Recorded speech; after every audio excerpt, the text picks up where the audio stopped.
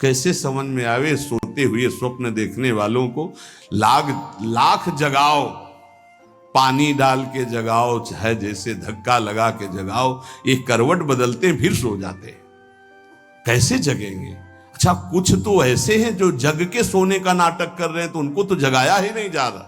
जो असली में सो रहे हैं वो तो जग सकते हैं, लेकिन जो जग कर सोने का नाटक कर रहे हैं उनको जगाना बड़ा कठिन है। जाग जाओ भैया। देखो, तुम अकेले आए हो, तुम्हें अकेले ही जाना है। जाग जाओ, कमाई करने आए हो, ये परदेश है तुम्हारा, ये घर नहीं है। घर तुम्हारा वृंदावन धाम है, घर वाली प्रिया प्रीतम और सहचरियां हैं। तुम भूल गए हो, यहां तुम आए हो तो अब अपनी भूल मिटा दो। यहां तुम्हारा न कोई जननी है, न कोई जनक है, न कोई बंधु है, न कोई सुहृद है, न कोई रिश्ता है, न कोई नाता है। तुम बाबा जी हो इसीलिए बोलते हो, हम तो गृहस्थ हैं। तो तुम भी नाता किए हो तो कृष्ण ही से किए हो, दूसरे से नहीं किए। जान नहीं पा रहे, नहीं उस शरीर से जब कृष्ण अंतर ध्यान हो जाते तो क्यों जला देते हो? रख लो शरीर को। कृष्ण को तो देखा नहीं, जाना नहीं, लेकिन अनजाने में भी श्री कृष्ण से ही प्यार करते हो। कृष्ण आकर्षण, जो सबके हृदय में एक पावर रूप से विराजमान परमात्मा तत्व, उसी का आप आदर करते हो। अकेले आए हो, अकेले जाओगे, रात में उठो और खूब भजन करो। रात माने इस मोह निद्रा से उठो और भजन में लगो। भजन करके ही आप इस माया का जो अंधकार है ये विध्वंस कर सकते हो, अन्यथा कुछ का कुछ आपको दिखाई देगा। ठूठ का भूत नजर आएगा, रस्सी में सांप नजर आएगा। ये बहुत बुरा अंधकार छा गया है अंदर। कुछ नहीं है, किसी भी भोग में सुख नहीं है, किसी भी संग्रह में सुख नहीं, पर बुद्धि मलिन है, इसीलिए इसी में लगी। हमारे आराध्य देव की हम पर बहुत कृपा हो गई है। ये जो सत्संग आप सुन रहे हो, मंत्र महिमा, नाम महिमा, ये बड़े बड़े महान रस में डूबे हुए हमारे लिए ये गा रहे हैं। इसलिए पकड़ लो, जो तुम्हें मंत्र मिला है, जो नाम मिला है, इसकी परिपक्व अवस्था तुम्हारे और कृपा से दोनों से होगी। तुम्हारी कृपा जरूरी है, वैसे सबकी कृपा हो गई है, बस आपकी कृपा बकाया रह गई।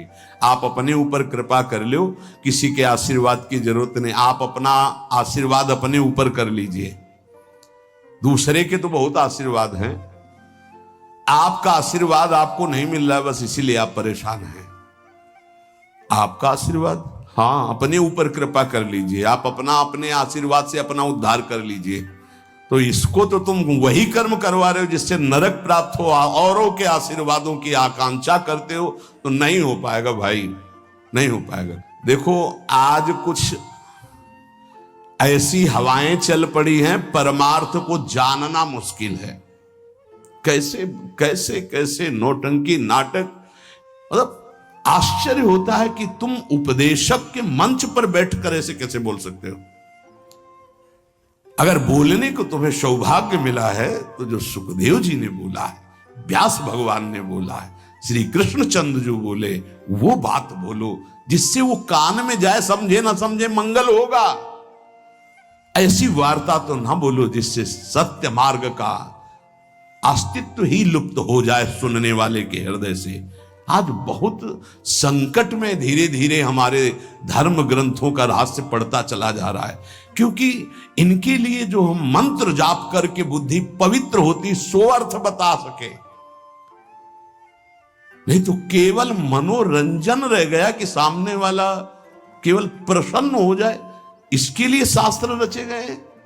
हमारे सामने तो हमारा काम बन जाए, ये शास्त्र है। शास्त्र का ये स्वरूप नहीं है। तुम्हारी जेब भर जाए जो जन्म जन्म से खाली रही, किससे? नाम से भर जाए। तुम्हारी नाम में रति हो, भगवान में रति हो, तुम्हारा ये जीवन मंगल में सुख में जाए। अगर कहीं अगला जन्म हो तो तुम महाभागवतों के रूप में जन्मो, तुम्हें माया फंसाकर रोन न सके। इसलिए सत्संग है, इसलिए धर्म शास्त्रों की रचना। भगवान को कुछ बोलने की जरूरत थी क्या? जिन्होंने इस माया प्रपंच को रचा, उन्होंने माया मुक्त करने के लिए सूत्र रच दिए। ऐसे चलो तो फंसोगे नहीं, ऐसे चलो, गेम है गेम।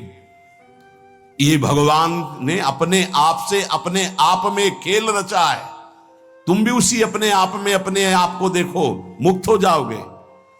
अब यहां केवल सामने वस्तुएं रखी हैं, केवल भोग सामग्री, केवल पद प्रतिष्ठा, केवल संसार का अस्तित्व, और ये संसार का अस्तित्व इन सबको मिटाने वाला है और हम सजाने वाली बात करते हैं। बहुत बहुत अपने कानों को प्रायः बचा करके रखो।